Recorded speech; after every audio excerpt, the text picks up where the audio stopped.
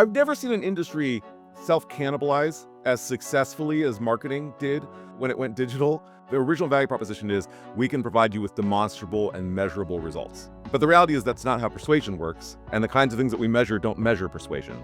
They measure interaction. Welcome to A History of Marketing. I'm Andrew Mitrak, and this week my guest is Ken Rufo.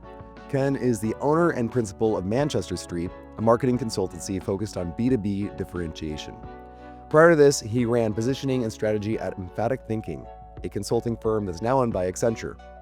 Ken earned his PhD in communication from the University of Georgia, and I met him back when he was my professor in my master's program at the University of Washington. One of the things that I like about Ken Rufo is that he brings such a unique, original view on marketing, and he's not afraid to be provocative and contrarian. For instance, when it comes to marketing messaging, he's less interested in brand storytelling and more interested in making persuasive arguments. He also questions if marketing's obsession with data was actually a huge mistake. He argues that there's too much attention on what's easy to measure instead of what actually influences buying decisions. These are themes that I explored in my prior two episodes with John Miller and Carrie Cunningham. And I see this conversation with Ken as completing a trilogy of sorts on how B2B marketing has developed in the 21st century and how data and analytics and marketing tech have all changed how we go to market. So now, here's my conversation with Ken Rufo. Ken Rufo, welcome to A History of Marketing. Thank you for having me. You were a professor that I had in grad school, but you've also been a successful principal at agencies, a consultant, and a thing that I've noticed over the course of the 40 or so interviews I've had for this podcast is that there is a really big gap between academia and practice. And you seem like one of the few individuals that I've encountered who successfully bridged that gap. And I'm wondering if you have any observations on that. Yeah, I mean, it's a good call out. And I think that academics, to their disservice, are significant behind the times. And this is a very gross generalization, so there are going to be people who listen to this who get upset with me. But you look at a lot of even the digital marketing curricula that are present in MBA programs. They're 5 years on a good day behind where the industry is. They're a decade behind, right? There are still classes in digital marketing that are not talking through the kind of granularities of a DMP, DSP integration, for example, right? And I don't know how it is you really understand what's happening at a digital marketing level if you don't understand that degree of technical granularity. On the other hand, I think that one of the things that happens on the non-academic side is because there is not rigorous academic theory and research behind a lot of things, there are a lot of things in the marketing world that are imaginary that we take as being true. A lot of things like that. You've probably heard things like the 7 touchstones, right? You need 7 touches before there's that's made up. The marketing rule of 7. Yeah, that's a made up rule. It was made up by a radio station back in the 30s or 40s to explain why it is you should buy multiple ad spots. It wasn't based on research. There is research about threshold effects within persuasion, within marketing, but it's highly variable based on the size of the market, the number of entrants, how recently you've been an entrant. The math is super complicated, and it's really only understandable right now post hoc. Yeah. It's not the sort of thing that you just plug in a formula and be like, I need 9 buys, It is funny how sometimes somebody will present a plan or some strategy and say, as we all know, you need 7 touch points to get a customer. Yeah. It's and you kind of want to start off with the meeting. It's that's BS. Let's I know, but it's something we all kind of nod along with. Yeah. Yeah. I know we could go a number of routes, but I want to kind of narrow in on the last 25 years or so, sort of post.com era of marketing. And do you have thoughts on how the value proposition of marketing itself has changed over that era?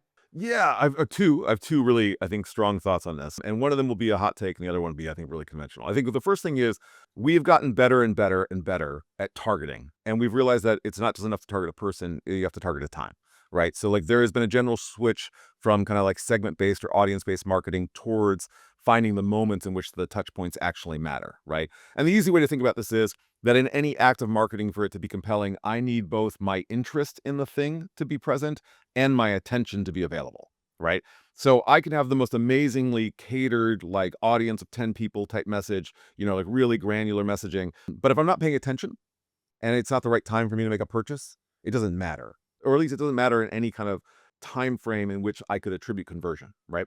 So that has been really amazing. There is a downside to that. This is not the hot take, but the downside of that is that the more you target a smaller window, like you went from like broad message to group of people to person to moment in that person's life, the harder it is to fit a lot of information in. Right. There's a kind of compression paradox where if I'm just targeting you with the right display ad at the right time or the right search ad with the right time, it's a smaller target. And if I nail it, I just can't fit that much information density into that package. And so that is a little bit of an issue. So I think that's one of the things that's really cool about what's happened is that we've kind of understood this. The other thing, and this is more of the hot take, is that we have shot ourselves in the foot. I've never seen an industry self-cannibalize as successfully as marketing did when it went digital. Everyone was so excited to go digital, and they were like, "We're gonna show you. Like, if we invest over here, we can A/B test. Look how B performs better than A, and our CTR rate is like 100% higher." Which often when people say like our CTR rate's like 100% higher, what they mean is that there were 5 clicks before, and now there's 10 clicks out of 1,000. Now that was in fact technically a 100% jump, but that's not super compelling. And I'm not really sure you can build a growth strategy off of like a 5 to 10 click through rate, especially when that's not even the conversion. But the biggest issue is it's not how persuasion works. The stuff that we measure in a digital world, the original value proposition is we can provide you with demonstrable and measurable results. Right. But the reality is that's not how persuasion works. And the kinds of things that we measure don't measure persuasion. They measure interaction. Do you think it's sort of a result of marketing needing to justify its own existence? We want to prove the ROI of marketing, and therefore we'll kind of invent some metrics to prove ROI. And therefore we'll kind of obsess over those metrics and we need to get them better and better all the time. Is that kind of what's behind it? Or if not, what would you attribute the cause to? Okay, wow, that's actually a really fascinating question. I'm going to say there's three. The first one is marketing is often considered a soft skill. So unlike technical skills or financial skills or whatever else, marketing is a soft skill. I say some slightly compelling things and we wordsmith. Like wordsmith is typically used as a negative. Oh, you're wordsmithing, right? Or something like a positive when you want to hire somebody in to make something sound pretty or whatever. But it's considered a soft skill. So there's a lot of folks especially in the tech world, who like because they can solve computer challenges, kind of assume they can solve marketing challenges. Sometimes they're right, sometimes that's not accurate. I think same with CFOs. They tend to look at the CMO and they go, look, I can look at like we had X number of sellers, we hired X plus 10, we got more revenue. See, the sales team created revenue.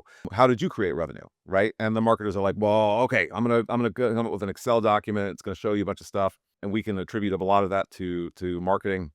And I think the problem here is that because it's a soft skill, it's not as trusted, right? And there's a bias against soft skills by folks who are more technical or objectively inclined. But I think the other problem here is that at the end of the day, marketing measures the interaction that a company has with a customer prior to sale, and occasionally, if we're talking about retention marketing, subsequent to a sale, right? But it does not measure the act of persuasion. Like what's happening inside the brain is still black box, right? It's still like unknowable.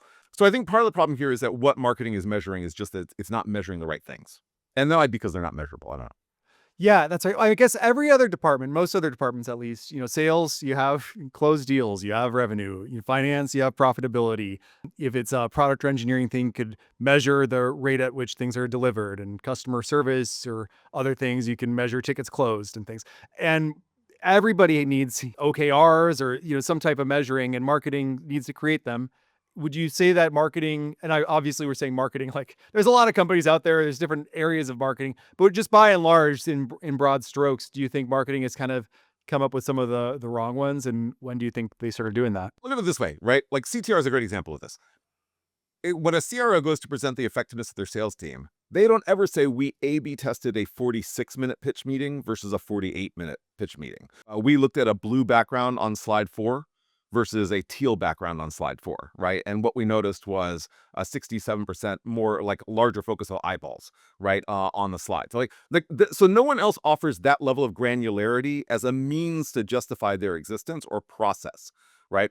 See, I think we can separate the value proposition of the existence of marketing from the processes of marketing. And I think we've tried to substitute measures for the process for measures of the value. Does that make sense? Yeah, for sure. I think like kind of up-leveling the message back to your original sort of hot take on some of marketing shooting itself in the foot. And to sort of paraphrase it, hopefully not too poorly, is that marketing kind of got obsessed with data science, and that may have not actually been a good idea for it in the long term. Yeah, I think some degree of data science is absolutely essential for contemporary marketing because you do want to know, like, I think there's a difference, for example, between an ROAS measurement and an ROI measurement for marketing, right? And I think the latter of that is much trickier than the ROAS, right? Because within ROAS, I can look at like this ad versus that ad, and I can say, well, this ad did perform better, right?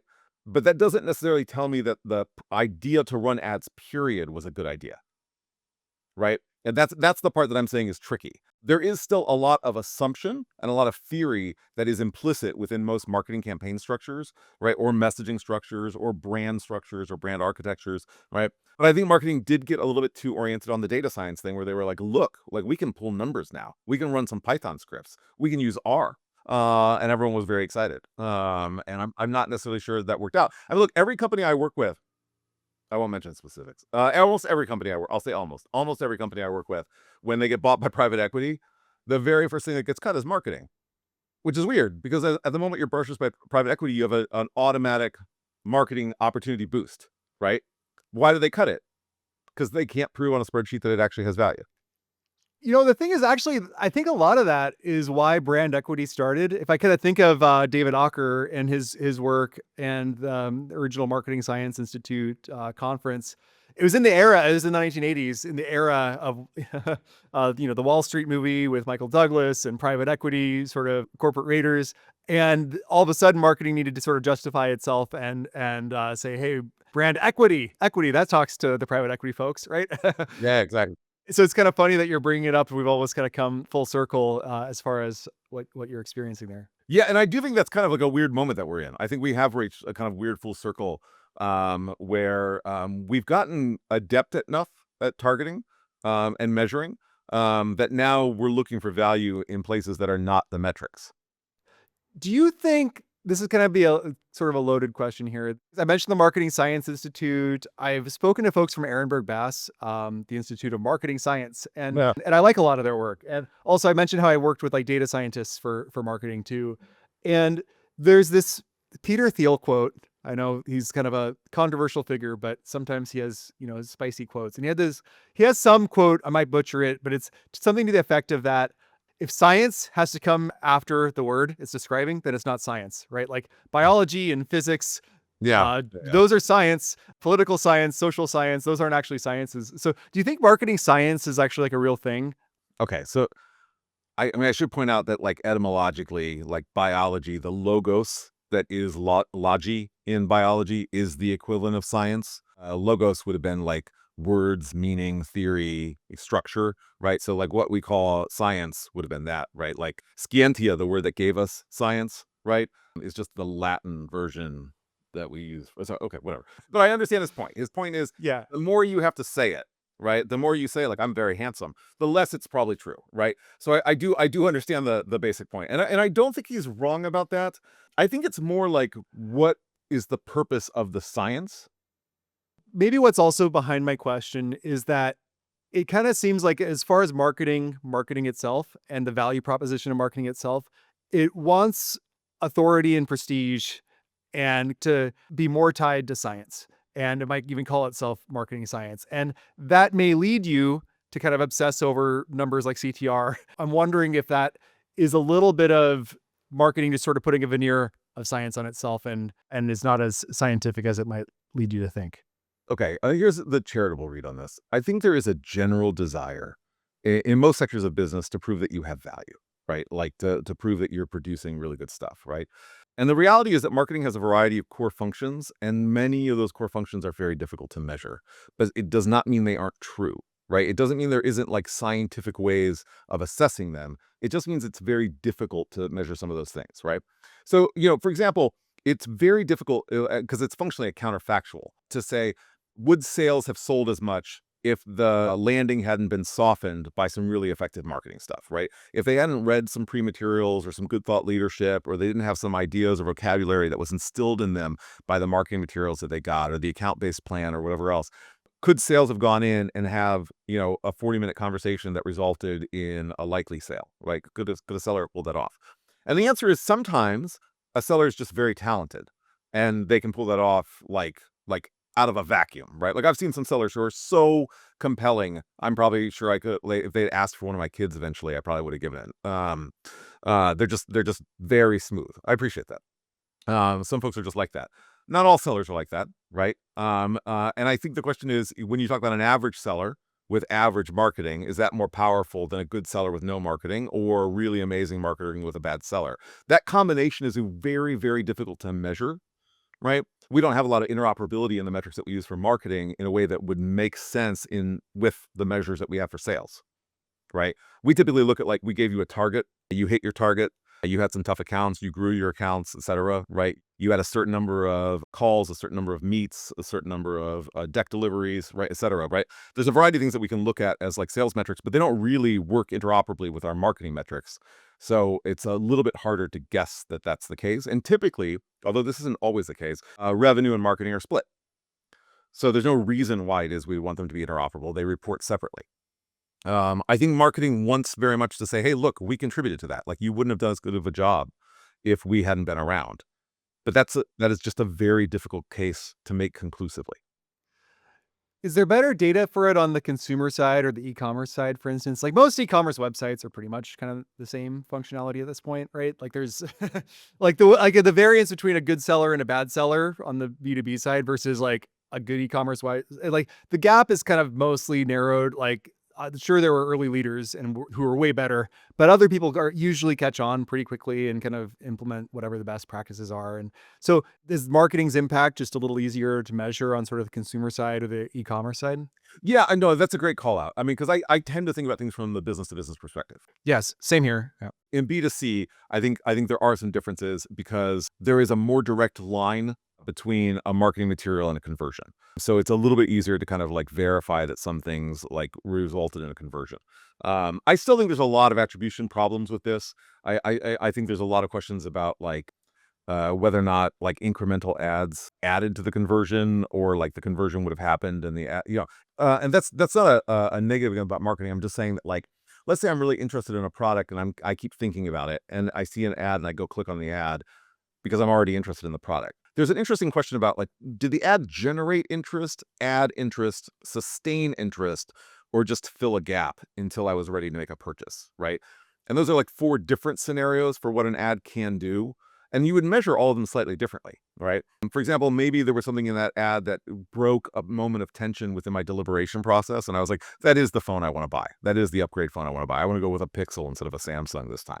And maybe there was something in that ad that did that, but I might have already been interested in the Pixel before that. Maybe the ad got me interested in the Pixel in the first place.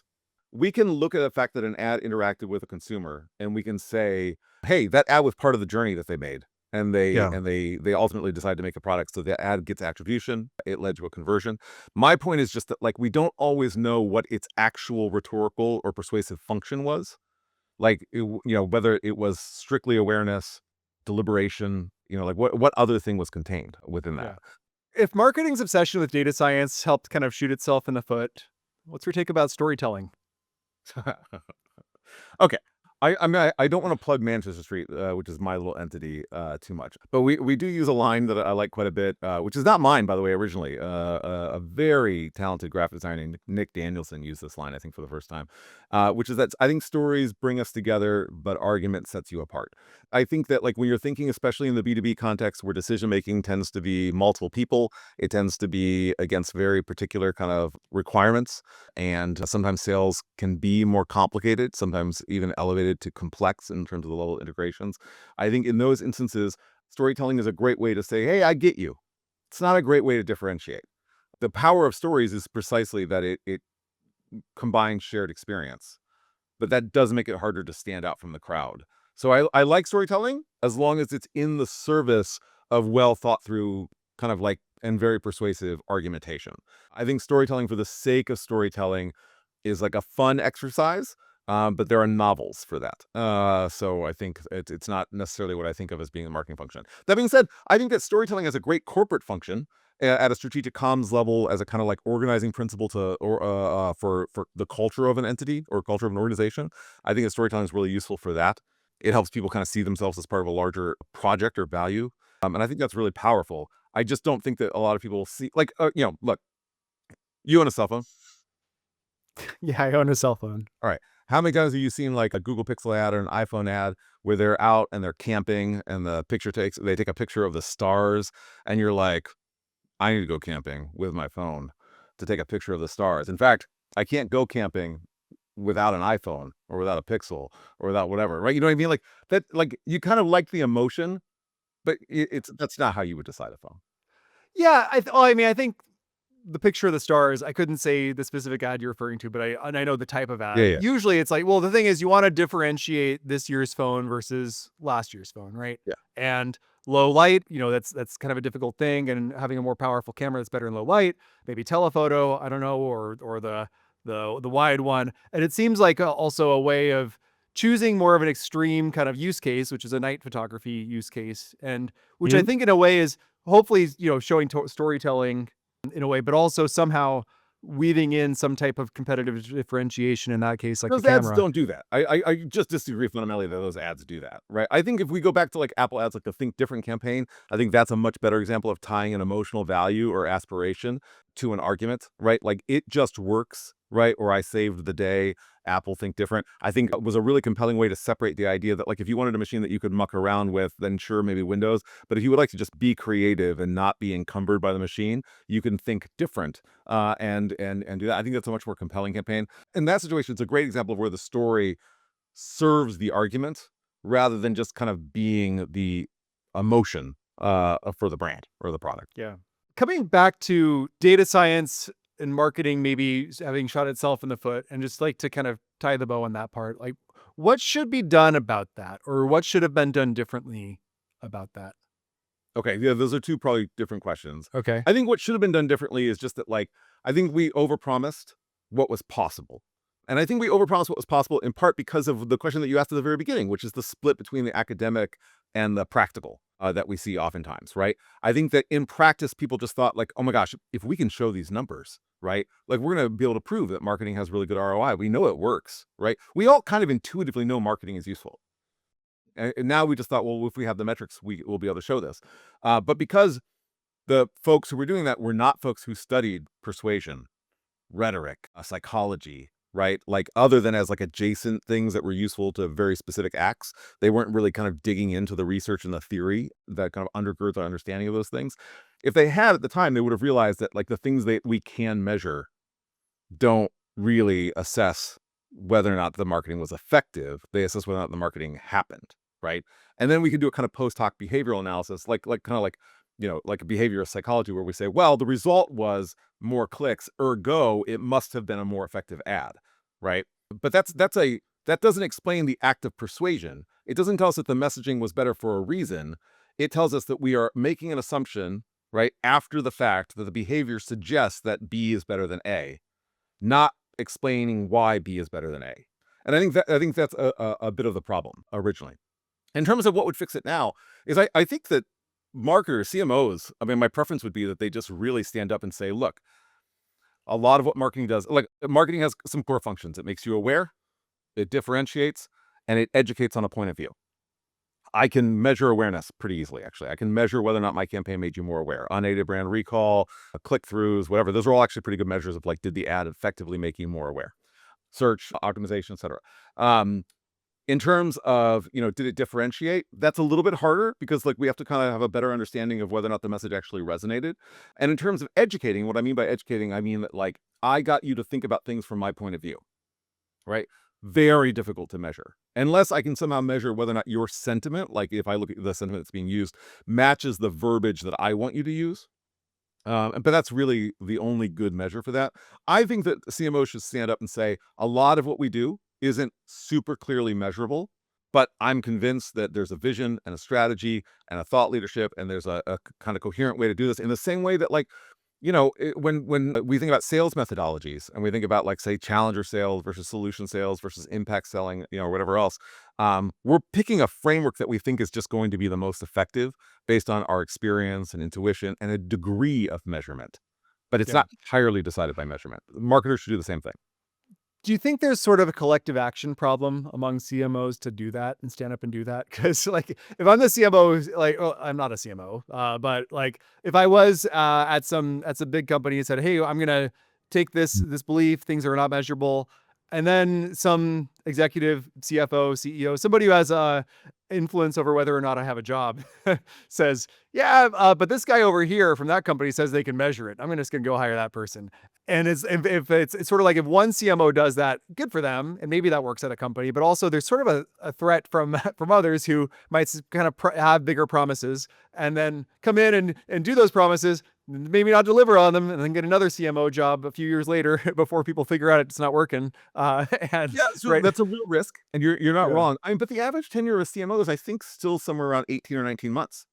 right, So it's not like the current system is highly stable, right? I think this is one of those things where, like, we all got kind of seduced by the siren song of digitization. Digital transformation was promised in a variety of venues, first, in operations and workflow and cloud practices and whatever else. And then we were pretty convinced that we could assign data to a lot of different things to improve operational practices.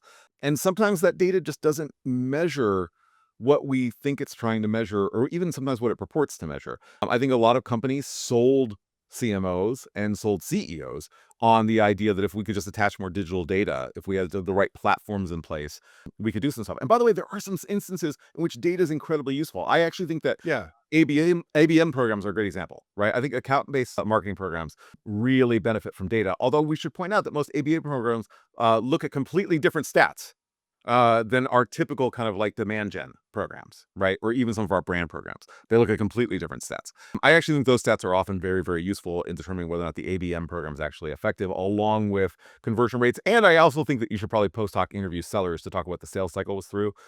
Like one thing that I would love to capture more data on, like, because I'm not an anti-data person, I like it, is I know what questions sellers get asked in an aggregate subsequent to a campaign structure.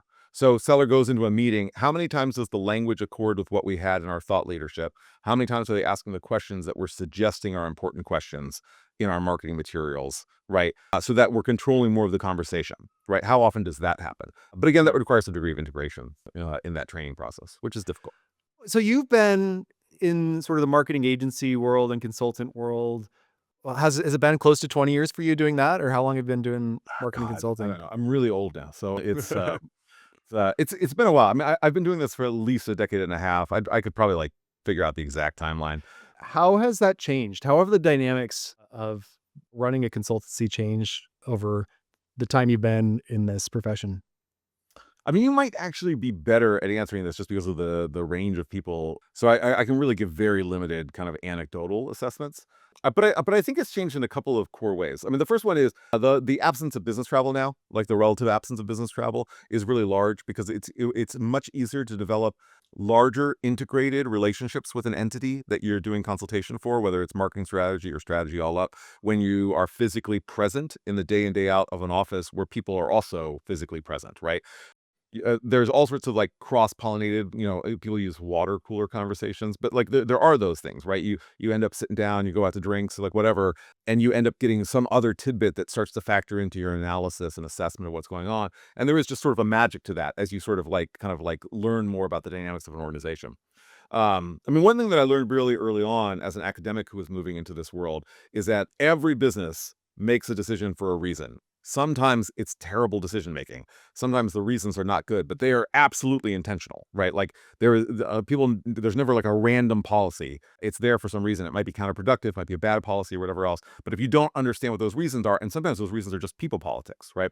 So one of the things that I think does impact kind of like your ability to do marketing strategy from afar is that you just don't have as complete of a puzzle in the post-COVID, less business travel era. I don't think it's a ding against consultants. It's just that you have to change some of your own workflow processes to kind of adjust for that. And I think in some ways you need to schedule meetings with people that you make sure are diversified across their level of the organization.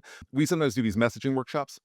And when we hold them, we want to make sure that like the person who's monitoring web traffic is in the same room as the person who's setting the messaging strategy, right? Like, because I need to be able to say to that person, is that actually what the web traffic says?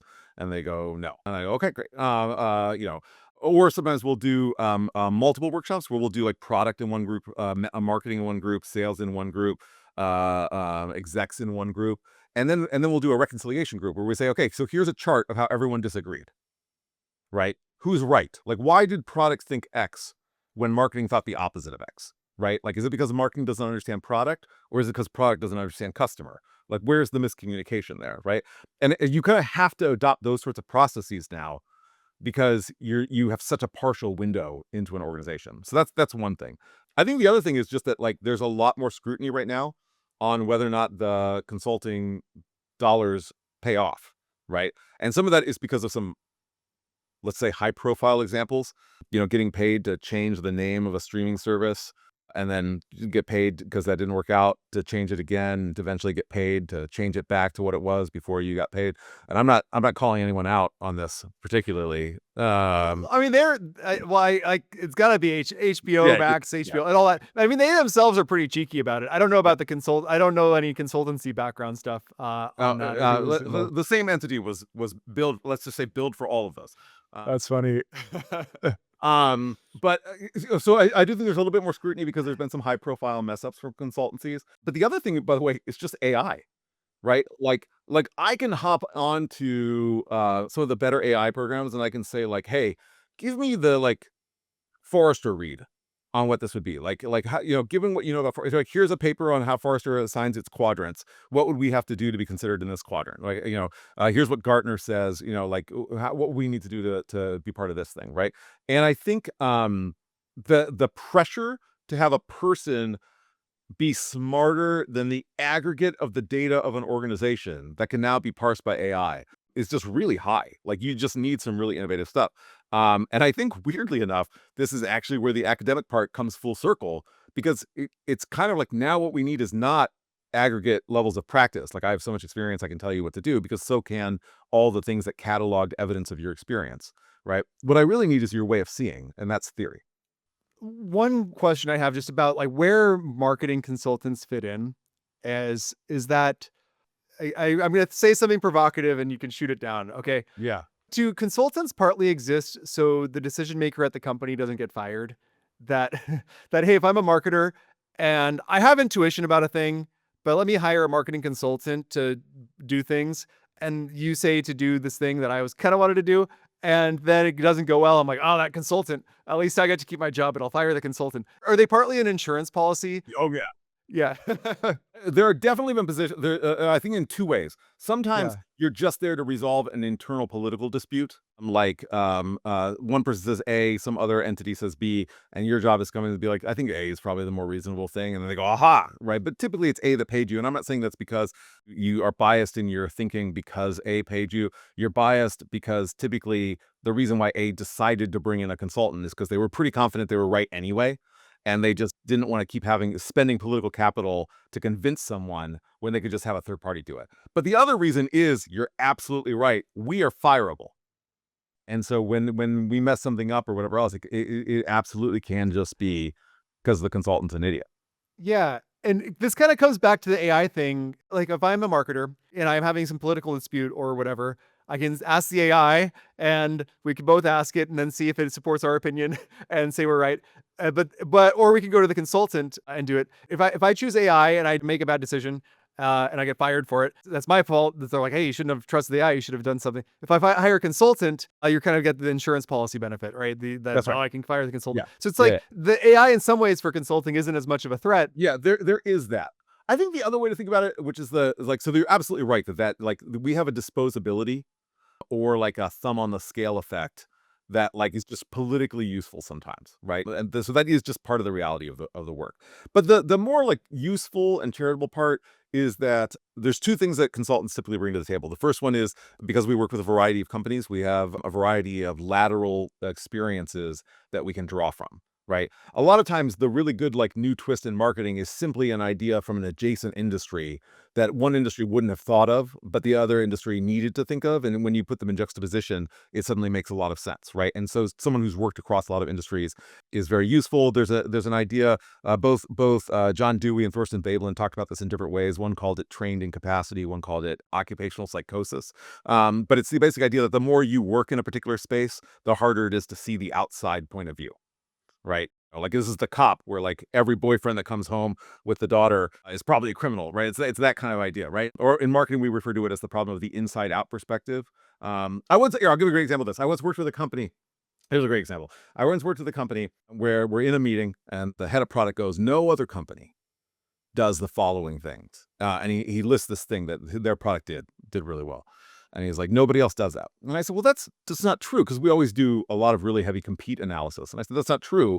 These entities all claim to do that exact thing. And he goes, really? And I go, yeah. And he goes, well, we do it better than they do. And I was like, okay, come on. Like you can't say that's true. You didn't know they did it a second ago, right? Like you can't now say that you have an assessment comparatively of your value relative to theirs. You were unaware they did it. But that's what I mean. It's like sometimes just having somebody who can come in and be like, dude, is a way to break that inside out glass and kind of like force them to think about things from outside. So I think that's a real value that consultants can provide. I really enjoy this conversation, Ken. Something I like about you is that part of your offering is sort of debating to get to the truth. And also you kind of, not that this is a debate per se, Yeah. but it was a little more back and forth than usual on this podcast. And it's something that I think brought a liveliness to the conversation. I will tell you, like from an argument perspective, like when I think about storytelling, story argument, there's a concept called agonism. It's where we get the idea of agony or struggle, right? Antagonism is typically when you are opposed to something, but sometimes you just struggle. And there's this idea that when you put multiple ideas against each other for the purpose of letting them struggle, that you emerge with a better idea. There's actually good research on this. There was a great example. There was a study out of UC Davis, I think, maybe about 12, 13 years ago. And what they did was they looked at they basically assigned some students to do a thing. They said, come up with these ideas, and they assigned to one group no instructions, another group they gave brainstorming instructions that are very similar to what you might see in an early design thinking workshop. And then they said, and you guys argue about it. And what was interesting about it was not only did the argument group come up with more ideas that were more advanced in the sense that they were actually useful, they had been thought through a little bit than even the brainstorming design thinking group. But when they then called everybody back 2 weeks later, a lot of those same participants were still actively thinking of ideas in a way that the other groups were not, right? So I just tend to think that, like, especially in marketing, you are talking about a battle of ideas. So like preemptively have that battle. Like there's lots of stuff that I'm probably wrong about. My kids tell me I'm wrong about a lot of things, but I'm always open to a better argument.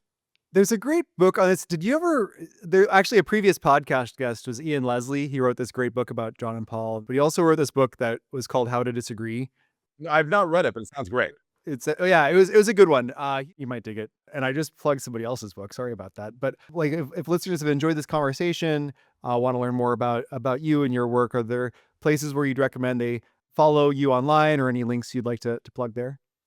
Look, I'm on LinkedIn. I have a LinkedIn profile, kind of. ManchesterStreet.com is the name of the agency. You can check out the website. But the reality is, honestly, I think LinkedIn is such a diminishing return right now that I don't really post on it anymore. We are looking at doing two things that I will, I guess, preemptively plug. Manchester Academy is probably going to start by the end of the year. This is going to be a kind of online course system that looks at some things like what does the research say is the most effective way to run a meeting when you're trying to get buy-in from execs who are a level higher than you. It's going to be like stuff like that. Or what's the correct way to run a strength weaknesses analysis that isn't reductive to a SWOT analysis? Like, is there a way to do that at a marketing level that's more important? So we're going to be having those sorts of courses. And then we're also looking at starting up a Substack that I think is going to be a more kind of like heavy, just sort of like, hey, because when we have conversations with clients and I kind of say like, well, one theory is this, and I'll cite something, and they'll be like, oh my gosh, like I wish I had known about that. And I don't scale well. I can't have that conversation an infinite number of times. But there's been a request that we just start to put some of the theory discussions as well as like some kind of like practical examples in some sort of a newsletter. So that's probably something that we're going to start up again by end of year. But if anyone wants to talk about stuff, just look me up. Like I'm super happy to have conversations about stuff. And if you think I'm wrong, absolutely tell me I'm wrong. Like, understand, I have no allegiance to any of the arguments that I'm saying. I think they're right. But if you convince me they're wrong, like, it doesn't hurt my feelings. I want to be better. So like, if someone listens to this and is just like very irate, breathe, and then reach out and send me an email. Well, I'll drop links to all of those in the show notes and the blog that accompanies this post. Ken, thanks so much for your time. I really enjoyed this conversation. Absolute pleasure. Thanks for having me. A History of Marketing is researched and edited by me, Andrew Mitrak.